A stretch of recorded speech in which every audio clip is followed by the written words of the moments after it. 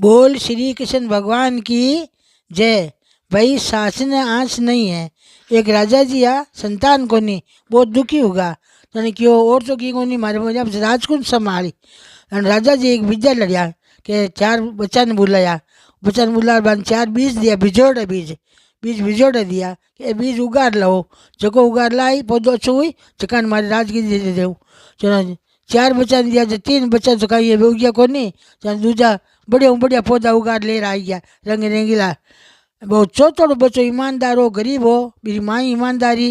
वो क्यों माँ कहीं कर माँ क्यों नहीं अपन खाली भी गमलो ले जा आपरो, खाली गमलो ले गया भाई। लाल लाल बच्चा तो हंसी खुशी में गया कि यहाँ आप नंबर आ जाए, आप राजा बन जा। वो बच्चों गयो उदास उदास लारी लारू वो। राजा जी के वो बच्चों के डेग लारू वो।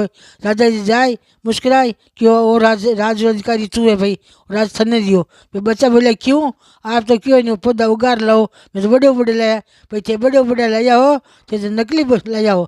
ओ सही है, ये उग्यो को नहीं मारे बिजोड़ा बीज हा थानी परीक्षा ली में राजको अधिकारी कौन है। तो राजको अधिकारी भी नहीं बनायो। तो भाई सास नाच नहीं है, सच बोलो। राज वही है, वही राज अपन अटे, वही राज भगवान के द्वारे। भगवान के सच बोले वो मन प्यारो है। वो शिवान की जय।